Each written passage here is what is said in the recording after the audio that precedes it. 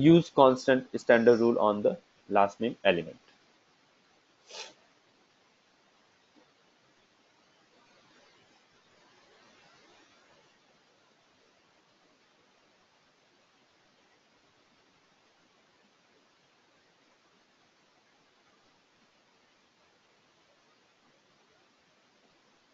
Okay, it's running.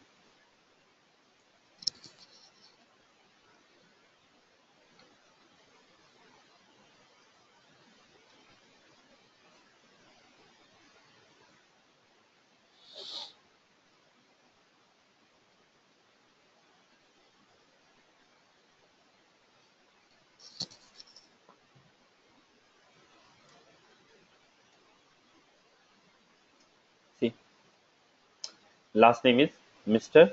XYZ.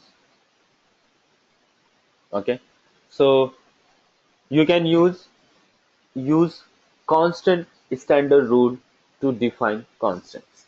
Okay, and you can also that rule to make a relationship between the two field as a qualifier and qualifying. Okay, element element that you select for the constant act as a qualifier, and the other element can be selected that this constant or the qualifier will qualify. So that is your standard rule. Okay, come to the next one. This one is done. This one, loop count, waste. Okay, but I will still explain to you. Now we have seen use cons, use code, system variable, use constant. Now let's look at the select. Okay, select. Select is a standard rule that give you option to select some values from one of the tables. Okay, in the SI. Okay, so you can use the select standard rule to select a value. Okay, select a value from one of the table, one of the SI database table. Okay, so you can use the select standard rule to select some value from the SI database. Okay, so when you select the select standard rule in the next drop down, you can see from which table this rule give you option to select a value. Okay, from which table or from which area you have option to select value using this select standard rule. Okay, so you have document envelope, you have process data, you have trading partner, code list by receiver, sender, and then you have transaction register. Okay, so let me show you the first the process data. So I hope you still remember and you know what is the process data, right?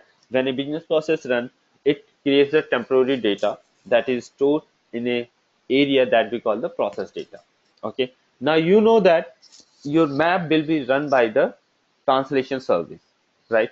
Your map will be run by translation service. Now say suppose you have a business process that has 20 steps, and in this 20 step, on the 11th step or 12th step, you have a translation service, right? You have a translation service that runs that will run this business run this map. Okay, you develop a map, the map will be run by a translation service, right? And the translation service always has to be part of your process data. Now say suppose you have some requirement, very peculiar requirement, and you will encounter this situation certainly, where you need to populate a value in the map field from your process data. Okay, getting it? What I'm trying to say is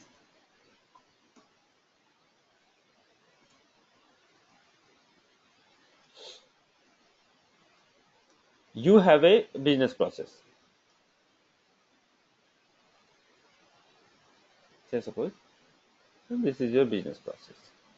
Okay. Okay. You have one step, some service, FTP connect service, put service, and then you have a translator. Okay. And then you will have some other services. Okay. This translator will run a map. Okay. Due to some reason, you have a scenario where you need to get the value, get a value, okay, from the process data that your previous services has generated. Okay. Your previous services will run, I mean these services will run and they will write some data in the process data, right? You have scenario where you need to read one of this value which is available in the process data. Okay, you need to read that value and then you need to map that value in a map field, a map element. Okay, one of these value from your process data you need to read. Why you need to read? Because you want that value in the map. You want that value to be to assign in one of the elements in your map, right? So how you will do that? So how we'll do that? We can use the standard rule, and the name of that standard rule will be select. Okay.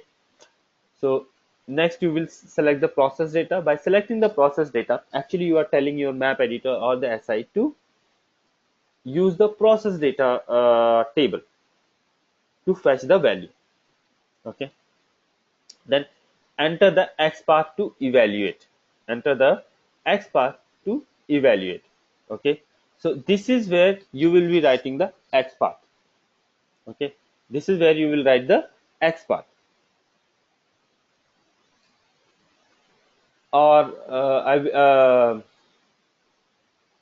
X path uh, uh, against your process data. Okay, this X path will not be from somewhere else. This X path has to be one of the element in your process data.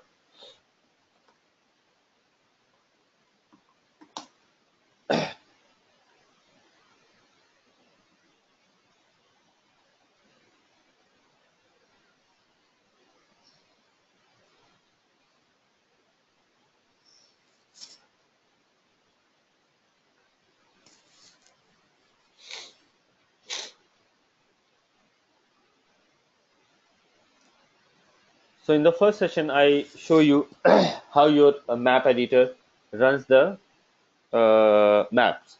Right, your map editor send the translation object and your input file to your to SI dashboard only, right? And then through the web services, through the HTTP server adapter, right? And then your HTTP server adapter take those translation object or the compile map and the input file and run the translation service, and then at the end it sends the response back to your browser. Okay, so this is how your translation service map editor works, right? So eventually a business process runs to translate or to test your map, right? When you test your map, right, your SI is running a business process.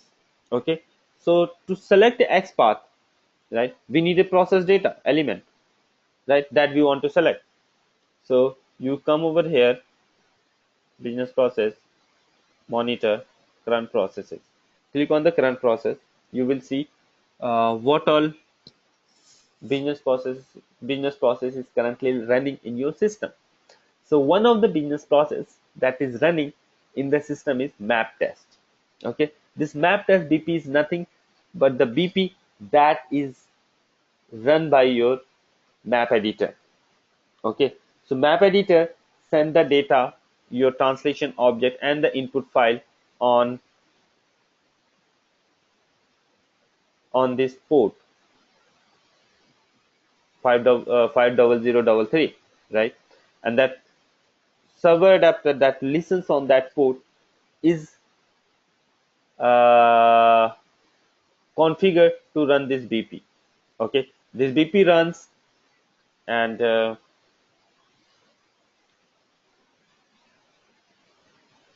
you will see in one of the step it runs the translation service.